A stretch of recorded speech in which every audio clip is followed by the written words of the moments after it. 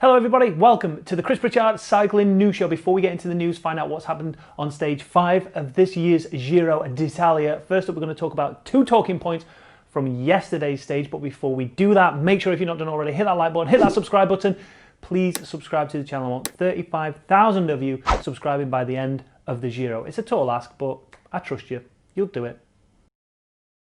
So in yesterday's video, we covered the result of yesterday's stage, but after the race had finished, the TV cameras cut to 2 Vini Zambu KTM riders laying on the floor, and at the time it looked pretty horrendous, as you can see from the footage here.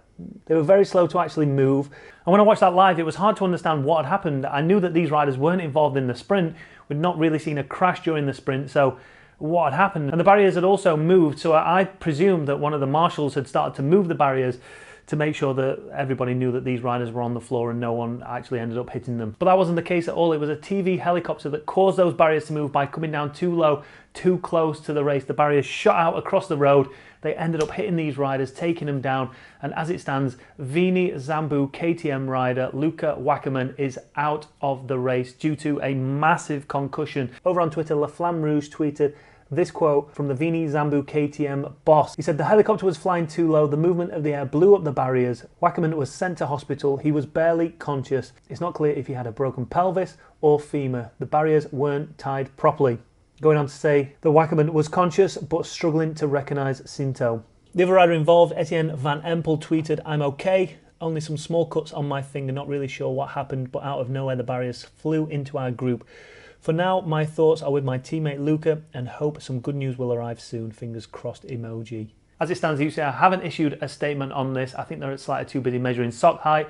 They're measuring the rainbow bands on Rowan Dennis and Tony Martin's jerseys. So I don't think they've actually seen what's happened here, but I'm sure there'll be a statement from them soon. No wonder riders get pissed off with the UCI. I mean, come on. Like, this shouldn't be happening. Especially after everything we've seen over the past few months with riders getting injured due to barriers. Like, a hurricane should come through and those barriers shouldn't move. Imagine if those barriers had moved, if that helicopter had come down, those barriers had moved in front of that sprint. This was the gruppetto, and look at the damage it did to them. These guys are just cruising, yet they're ending up in hospital with huge concussions, broken bones, abandoning the Giro. Now, one rider calling out the RCS to take blame for this was Brent Buckwalter. He spoke to Cycling News and he said this: "We see that time and time again. It's easy to just pass the buck and put the blame on someone else. But at the end of the day, this is the Giro d'Italia. This is run by RCS and the helicopter is there covering their race. If they don't have any control and if the helicopter crew isn't accountable to them, then who are they accountable to? Are there just rogues flying helicopters around there, however and wherever they want? The race organiser is charged with creating a safe environment for us, and if they can't keep the helicopter pilots that are covering the race on a leash, then we don't need helicopters on the race. Obviously, TV coverage is important to everyone, but if the race can't happen without TV, then we don't need to race. It's ridiculous. We're sending guys to the hospital over stupid mistakes that shouldn't be made." And staying on the subject of rider safety, I don't know if Alex Dowsett is aiming this at somebody, but he produced a very, very high quality safety video teaching riders within the pro peloton how to throw a bidon. There's been quite a lot of talk of bottles in the Giro so far, one wiping out G, and there was another incident today with Peter Weeding.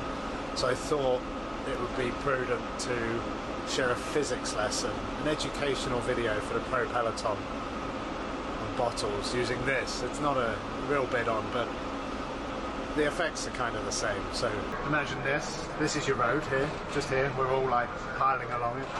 This here, this is a wall. Now if you throw the bottle directly at the wall, as you can see, it bounces straight back into the road in the wheels of bike riders. Now this, just here, this is a curb. Imagine this is a curb. Again, this is your road.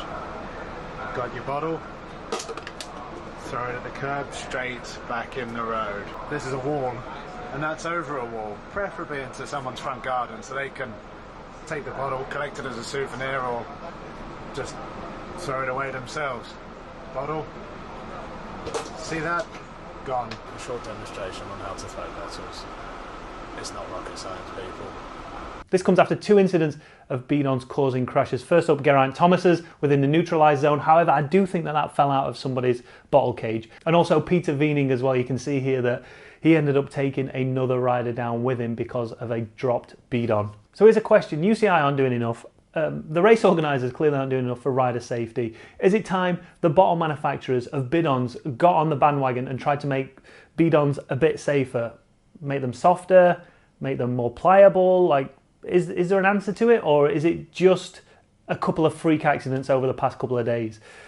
Because the majority, you know, look how many miles that these riders cover for the lack of crashes due to bidons. Or am I just being a bit of an in fact don't answer that? But is it an issue that we need to think about and maybe possibly change to make it a little bit safer, or is a stray bidon just part and parcel of road furniture that you just have to avoid at some point? I don't know. Anyway, leave your comments down below about that one. Next up, I want to touch on this story. Cycling Weekly also picked this one up, and that's the potential that today at Brabantse Pijl, this potentially could be the last race of British rider James Shaw's racing career. Over on Instagram, he posted this picture with the description saying, "This could potentially be the last time I pin my race number on. A sad thought, I know. Tomorrow will be my last race of 2020 at the Brabantse Pijl." I've nailed that. And with the ongoing hurricane caused by COVID-19 virus, it could be the last of my career if I can't find a contract for 2021. Last year, he managed to finish 5th at the Tour de Yorkshire. That's when he was riding for Swift Carbon Pro Cycling. Previous to that, he was on the World Tour with Lotto Soudal. Now, I've got a feeling James' story isn't going to be the only one at the end of this season, and it's pretty heartbreaking to see a rider who's put in so much time, so much effort, been on the World Tour, taken a step back, well, taken a few steps back to Swift Carbon, but still had the motivation to actually succeed. 5th on GC at the Tour of Yorkshire is not to be sniffed at, to then get himself back up there with reval readiness, but then, have nowhere to go. And it's not down to the lack of talent, it's clearly down to funding, sponsorship, and how the teams are going to be running in 2021.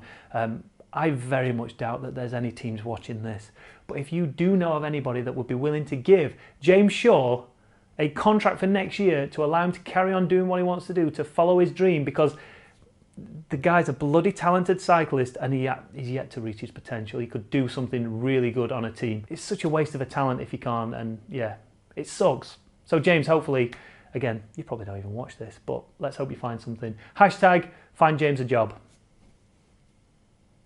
Stage 5, Giro d'Italia.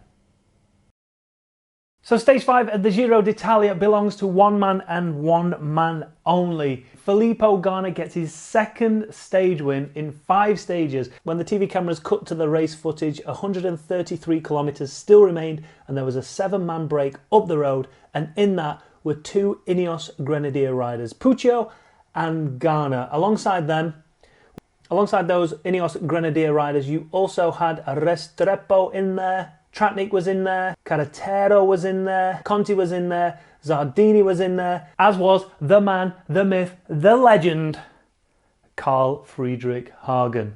As we move forward in the race, the breakaway would eventually stay away for the whole of the race, but not all the riders within that breakaway would manage it. At 30 kilometres to go, they'd shelled out one of the riders. I believe it was Carl Friedrich Hagen. He obviously just got a little bit excited thinking he was going to be on the new show tonight. At 23 kilometres, it was Salvatore Puccio's time to get dropped, as well as UAE rider Valerio Conti. And then out of the peloton, as you'd expect, it's bloody Thomas again. Thomas again decided to go on a bit of a charge. He took one of the movie star riders up the road with him, and he was only 41 seconds behind who would eventually be the solo breakaway artist, Filippo Ganna. And 16 kilometres to go, I just want you to notice here, 12 seconds back to Zardini, who was also in the break. Thomas again is heading his way up the road, but look, rim brakes. He's on bloody rim brakes. And as you can see here, Degen and the movie star rider eventually caught Filippo Ganna, but in this moment here, Filippo Ganna just decided to ride away from them, and that was it. Filippo Ganna managed to just set off up the road, time trial his way up to the top of the climb. Once he was there, it was all downhill from there, and it was a time trial effort right to the finish.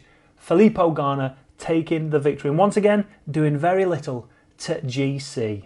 And that's a lot for today. Thanks for watching. If you've enjoyed the video, make sure you hit that like button, hit that subscribe button if you've not done it already. Tomorrow we are live streaming. The live streams are back. It's a social stroke race over on Zwift. If you want to be part of it, make sure you send me a message over on Instagram. I'll add you to the event, but you have to be following me on Zwift. And feel free, if you've disliked the video for whatever reason, hit that dislike button, leave me a comment down below. See you tomorrow for the first live stream of season 5 now? Been streaming for 5 years. Season 5. The Chris Pritchard Cycling News Show streams-ish.